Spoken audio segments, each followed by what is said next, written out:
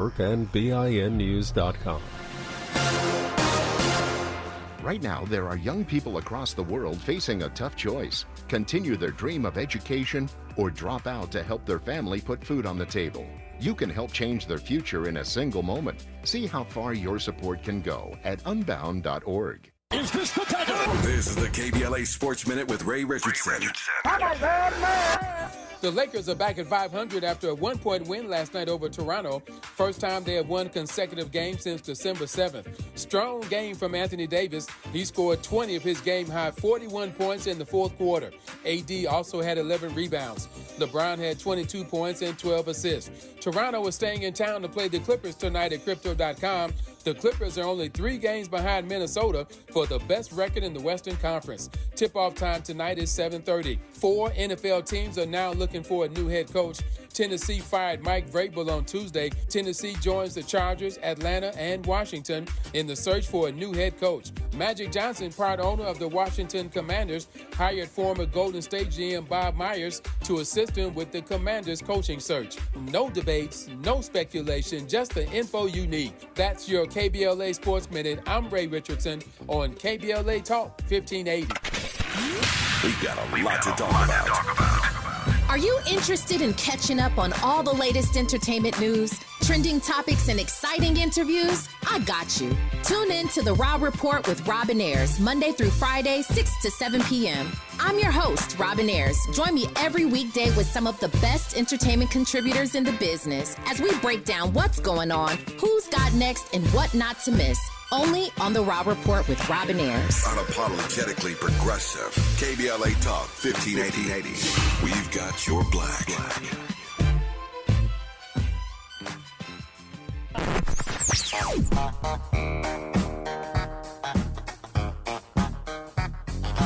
This is KBLA Talk 1580.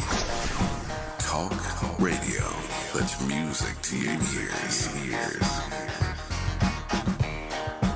We're unapologetically progressive. KBLA Talk 1580. Nearly 3,000 teen drivers die in car crashes each year. Tire Rack Street Survival is designed to save lives. The one-day hands-on driving school gives teens experience in car control through exercises that include emergency braking and skid recovery. Find a class near you at TireRack.com/survive. Jackson Hewitt has a plan to get your tax refund fast with a buck here, buck there. Here a buck, there a buck, everywhere a buck.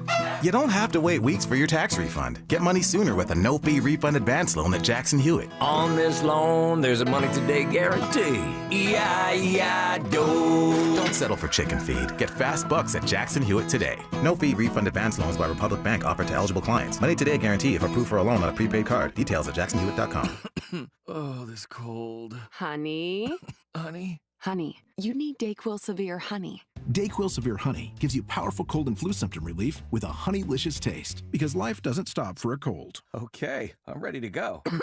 No, I'm getting a cold. Honey. Try DayQuil Severe Honey for powerful cold and flu relief. DayQuil Severe with honey flavor. The daytime coughing, aching, stuffy head, fever, honeylicious, power through your day medicine. Use as directed. Keep out of reach of children. Do it all by yourself, baby girl. What's your name?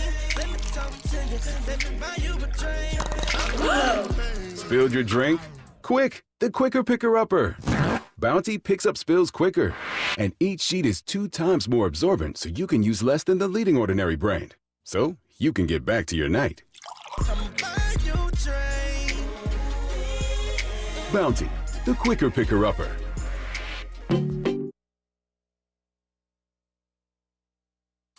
Made fresh daily in the Mert Park, Los Angeles, California. You're listening to Tavis Smiley. You are indeed. We're in our final half hour of today's program. It's been a great show, and we are going to close with a strong conversation with John Arson about the following. 80 years ago, they soared for freedom. 80 years ago, they soared for freedom. John Arson dives into the legacy right now of the Triple Nickels, America's pioneering black paratroopers. John Arson, good to have you on this program, sir. How are you today? All right. Thank you for having us today. Always love talking about 82nd history and particularly the Triple Nickel and their contribution they made. Well, let's jump right in. I only have a number of minutes, and I don't want to waste any time. So tell me about the Triple Nickels. All right, so the Triple Nickels was an all-black parachute battalion that was organized in World War II. It was part of the test to show that black soldiers could actually serve in the Army and do very well. And so it started out very small as a small company, about 400 people, about 120 soldiers that were all volunteers. And that's what makes the Triple Nickels unique. You had to volunteer to go to airborne school, and you had to volunteer to be in the unit. So these soldiers were highly motivated, and they had a lot of experience and a lot of great drive to be successful. And so then the Army expands them to a full battalion of about 400 later in the war in November of 1944. And so they are building to get bigger and bigger and hopefully deploy overseas. They unfortunately never get to go overseas because one of the problems, if you look at the World War II Army, you had 100 divisions, but only 2 of them had black soldiers that could volunteer to be in this Triple Nickel unit. So not very many were able to be in that pool of volunteers, so they could never get to the 400 that they needed. So the Army, though, used them for a special mission in the Pacific Northwest to help do smoke jumping, and they helped fight these Japanese incendiary bombs that came over the Pacific Northwest. How'd that name come to be, the Triple Nickels? Well, so the Triple Nickels are all the airborne units all start at 500, and so they were their first number. They were the 555 parachute infantry company, and so they became known as the Triple Nickels. Of course, one of the things you have to remember is the nickel at that time had the buffalo on it, so the soldiers liked that. They tended to tie back to that buffalo soldier legacy, the old 9th and 10th Cavalry, and so you'll see many of the veterans and the members of their association wear 3 nickels all welded together, but that's how they got it. So it was triple, it was 555, just like those 3 nickels. Yep. Given, and you sort of teed this up already, John Arson, given the nature of segregation then and racism, discrimination, and all that goes with that, what have we learned over the years about why these black men wanted to sign up to serve their nation in a moment when the nation was maltreating them in myriad ways? So, again, if you look back at those soldiers, often, throughout the history of the Army, black soldiers have always volunteered because, again, they still have a desire, even though they're not treated 100% fairly by the Army or by the country, they still feel the need to defend that country. And so just like these Triple Nickels, not only were most of them were probably drafted, but then once they got in, they started to see other ways to be successful in the Army. And so by volunteering to go to airborne school, which made you got a lot more money, you got paid better. It was exciting. It was a great, adrenaline junkies probably, or those kind of things. And then they would get to serve their country. Again, it's hard because it was a segregated Army, and so they were in these segregated units, and then they were limited by other policies, so they could never go and actually prove themselves on the battlefield. Help me understand that part. You made reference to that a couple of times, and I know this part of the story, but I don't know it as well as you know it, so I'm going to ask you to unpack it for me. And that is this notion of spending all this time learning a particular craft, learning how to do what paratroopers do, and then never getting a chance to actually prove that, never getting a chance to serve. That's got to be emotionally, psychologically, spiritually debilitating to put yourself through all of that, to sign up to fight and defend this country when the country was maltreating you. But after all that, you don't get a chance to prove what you can do.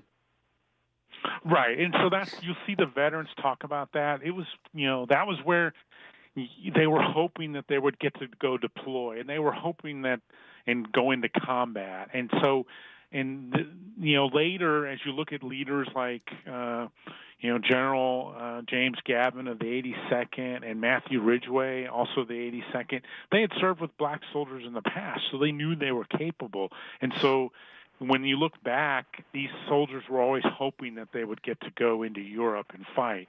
They just never were. And then as they got ready to leave Camp McCall here in North Carolina and go to the Pacific, they thought they were getting ready to go fight the Japanese, along with a lot of the other airborne soldiers. So there was two whole airborne divisions moving west.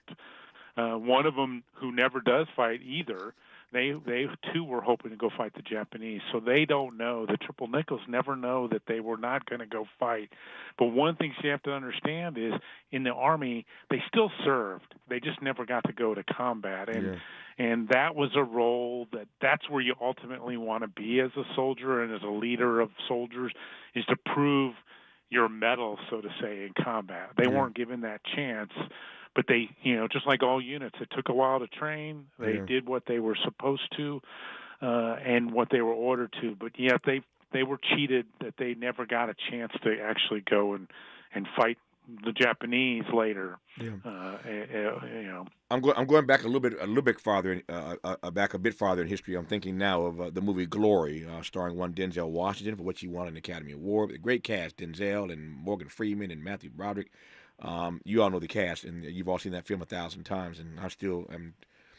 It hits me every time when I see that scene of Denzel being whipped, and that one tear. He lets that one tear. D does. That one tear just rolls down his face. It's quite the scene with Denzel. But we know this movie Glory. But I raise it because that gives us a sense of the way back then that black soldiers were treated or maltreated. We know they never got a chance to serve, even though they volunteered. How were the black paratroopers, the Triple Nickels, treated or maltreated by white soldiers in real time? So you had, one of the problems that you always had is the Triple Nickel was primarily stationed throughout the South. So you would have the typical Jim Crow, segregated Jim Crow laws of being in Georgia, the Jim Crow laws of being here in North Carolina. And so you'll see things where some of the soldiers will talk about the prisoners of war were allowed in exchanges and in shops. So, the German and Italian prisoners might be in a work camp, and they could go into a local store out here in the fields of North Carolina. Meanwhile, as a black paratrooper serving your country, you weren't allowed to go in that same store because it was white only. And so those are some of those treatment and mistreatment that they got to see. But as you talked about with the Glory and the 54th Massachusetts, these soldiers wanted to fight for the country because it was, flawed though it is, it was the best thing that they thought. And so that's why they wanted to fight for it. We're talking with John Arson about the legacy of the Triple Nickels. You're listening to John Arson right now on Tavis Smiley. Interrogating and unpacking. That's what we do around here. You're listening to Tavis Smiley. What is dedication? My biggest fear in the middle of my addiction was that my kids wouldn't have a father. And I started thinking, you know what? This isn't my story. I definitely had to become a better man to be a better father. It's important to me that my kids are empowered and truly believe that if they can think it, they can do it. That's dedication. Visit fatherhood.gov to hear more. Brought to you by the U.S. Department of Health and Human Services and the Ad Council. Joey from Vermont, a farmer trying to get through the winter. Adriana from South Carolina, a single mother living paycheck to paycheck. Liam from Ohio, an injured father struggling to provide for his family. Hi, I'm Shanola Hampton, and I support the Feeding America network of food banks because they help provide over 6 billion meals to people in need each year. Learn more at feedingamerica.org. People who come to Cricket stay with Cricket, just like our customer Jaron. I'm the singer and guitarist in a band, and I use my Cricket phone for everything. It's basically like another band member.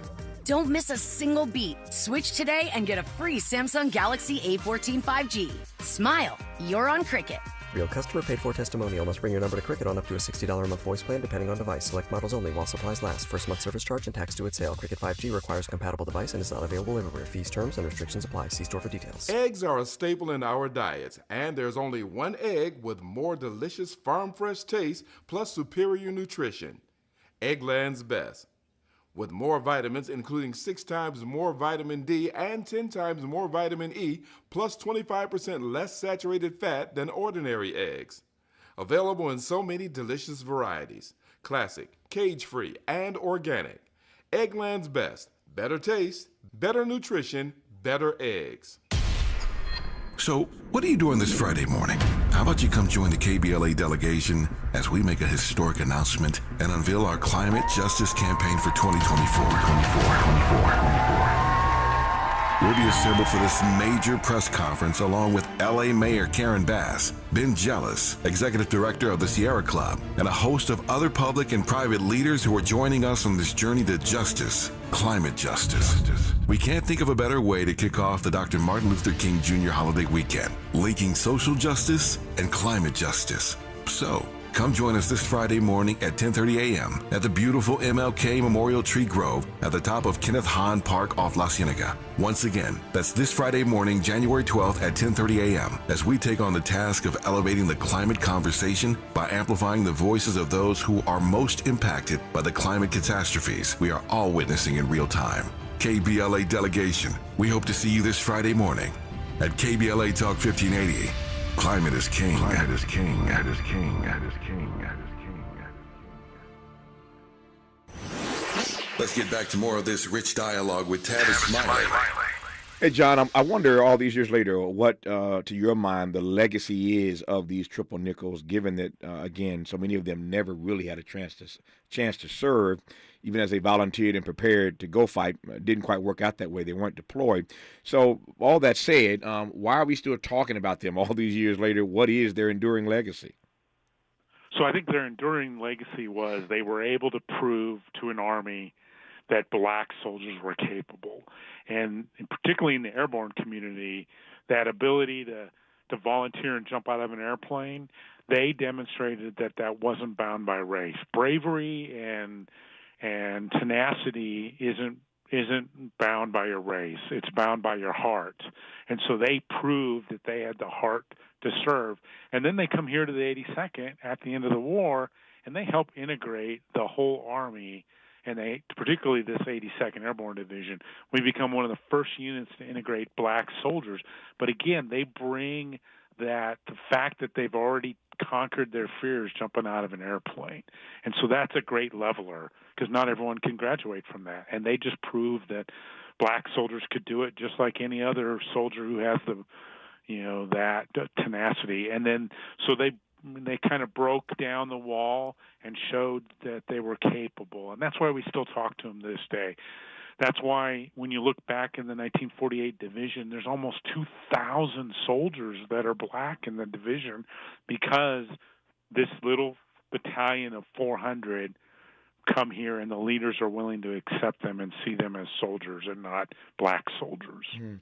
What do we know about those black paratroopers, those members of the Triple Nickel who did get a chance to be deployed? So they later met some of the black paratroopers go to the Korean War as Black Rangers, and they serve great. We also have, along with the Triple Nickels in 48, when we had some majority black units show up here, some of those soldiers that actually had combat experience in segregated tank units, segregated field artillery units, segregated anti-aircraft. And so they brought combat experience and then to this, here to this division, and then they bring being a paratrooper. They get to wear that beret, those boots, all that stuff that makes people stop a soldier today in the airport and talk about what do you do and what's important. And so these guys got the chance to do that. And these soldiers are successful, and they really do really well. I wonder, and I want to ask this when we come forward in our remaining moments with John Arson, whether or not there's a through line that he can see or can draw for us from the courage of these black paratroopers, the courage and the legacy of these Triple Nickels to anything that we have seen in our lifetimes. I don't know what the answer to that question is, but if they were as courageous as they were, They trained in the way that they did. They were prepared to go into battle. They proved that black folk could do the same thing that white folk can do. Black soldiers as good as white soldiers. We know the legacy. I'm just trying to figure out if there's a through line. What came of that courage? Did it open doors? Did it open up progressive possibilities for other black soldiers to do other things in the years to come, years ahead, I should say? We'll get to that with John Arson when we come forward in our remaining moments with him before we close today's program. You're listening to Tavis Smiley. For all the freedom-loving folk, this is Tavis Smiley. I feel like If you're like me, 60 and retired, making ends meet, especially here at the supermarket and drugstore, is tough. I'm so blessed to have found benefitscheckup.org. It's a free and confidential website from the National Council on Aging that connected me to $1,200 a year in programs that help pay for food, medicine, utilities, and more. Maybe it can help you. benefitscheckup.org. My daughter was diagnosed with a rare malignant rhabdoid tumor on the spine. They sent her straight to St. Jude. My hope was gone. But when you get there, everyone's like, hey, we're not going to give up. And when you see other people not giving up on your child, that makes all the difference in the world. When I found out I didn't have to pay, I was just grateful. They saved my baby's life. Finding cures, saving children. Learn more at stjude.org. My mom has taken up going to the park to practice yoga. My dad's going to a club, but not a book club, a salsa club. Finding new hobbies comes with age. My mom has started getting lost and not knowing where she's going. Becoming lost or disoriented doesn't. Confusion with time or place may be a sign of Alzheimer's. An early diagnosis can help improve the quality of life for your loved one. Learn the warning signs of Alzheimer's at 10signs.org. Brought to you by the Alzheimer's Association and the Ad Council. Hey there, Los Angeles. This is James Lucky Jr., publisher and editor of Los Angeles News Observer. Are you hungry for news that matters to you in the African-American communities of Los Angeles? Well, buckle up, because we got the scoop you've been craving. Stay in the know and never miss a beat with our free weekly publications conveniently available near you. Or hop on the digital wave and become an exclusive subscriber at OGNSC.com. Don't forget to join the party on Instagram and Twitter at OGNSCINC for behind-the-scenes access and sizzling updates. No more FOMO. Let's stay informed, connected, and empowered together. Jim was at the laundromat when he heard. His ear said, "Maraca, senor," but his nose said, "Hey, freshest scent ever." Following his nose, Jim found a man pouring Gain scent beads into the washer. The scent, the freshness. Jim blurted, "Sir, your scent maracas smell amazing." You could call them scent maracas, but most noses call them Gain scent beads. Try Gain scent beads. Way fresher than detergent alone. Hey LA, save water and put money in your pocket with rebates from LADWP. Start saving with free shower heads and faucet aerators. Then save with every flush when you upgrade to a water-efficient toilet and get a $250 rebate. You can also save on every load of laundry with a high-efficiency clothes washer and get a $500 rebate. That's right, LADWP customers can get $500 rebates on qualifying clothes washers. See all the ways to save at ladwp.com/save. Sounds different, huh? This is Tavis Smiley. So, John Arson, what is the through line from the courage of these black paratroopers to Triple Nichols to 2024 as we sit for this conversation? So, again, I think that through line is the Triple Nichols create this pool of people through, if you looked even all the way to our last Division Sergeant Major David Pitts and look back and trace him back, there'll be mentors that were mentored by other people. And so the Triple Nickel showed, with their 1,000, almost 2,000 people that were in the division, that it was possible to be a paratrooper, and they got to show other people who then joined the Army, who then go forward and keep building upon that legacy. Again, the Triple Nickel got a chance to march in the Victory Parade in New York City. Imagine if you were in New York City in 1946 and you saw 400 black paratroopers walk down Fifth Avenue. It would inspire many more. And even Bradley Biggs, who was one of their officers, he was inspired by those Harlem Hellfighters. So those World War I soldiers inspired him to then come and join the Army, and then he took that courage, volunteered for Airborne, and came here. And so then he goes on and inspires others. And then what does the 82nd and the Army and the American people get out of that? Roscoe Robbins, one of our commanders, and what he brings in that leadership and his understanding. Roscoe then brings women into the 82nd Airborne Division. You get David Pitts, who helps bring even more soldiers and helps make sure they understand the mentorship. And particularly now, as we're challenged with trying to get people to join the Army, you have to see it to understand that you can be part of that. Yeah. And so they allowed that to happen. Nope. I am delighted to have had you on this program to talk about the Triple Nickels, the pioneering Black Paratroopers Regiment. And I said earlier that we're not even in February yet, Black History Month, but we do Black History every day around here. So no time like the present to learn more about our history. So John Arson, thank you for your sharing that with us in this conversation. I deeply appreciate it and wish you nothing but the best for the rest of the year, sir. Thank you for your time. All right. Thank you very much, Tavis. We enjoyed it. And again, to our public, thank you for the support, and thank you for being able to tell the story of these black paratroopers in the 82nd Airborne Division. My great honor. I appreciate your dedication to telling the story. So thank you once again, John Arson. Great show lined up for you tomorrow. What do I have tomorrow? Tomorrow in our first hour, we'll do a little tussling with Ruben Navarrete. One of our regular contributors, a bit more conservative than yours truly, but we'll tussle with Ruben in the first hour tomorrow about a number of trending political topics, and there are many. I can see the list already developing even as we speak. In our second hour, as we move toward the King holiday on Monday, a brilliant USC professor who's done some work and has a book called Who's King? Who's King? Unmasking the hijacking of the civil rights hero to fuel today's culture wars. We'll talk about how these right-wing movements have manipulated the legacy, or trying at least to manipulate the legacy of Dr. King. We'll do that in our second hour tomorrow. And then our third hour, it's been a long time since I've talked to Soledad O'Brien.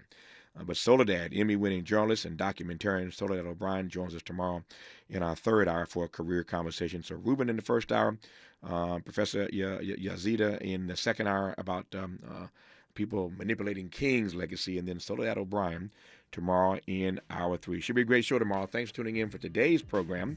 Hope you enjoyed it just half as much as I did. Until tomorrow, keep the faith.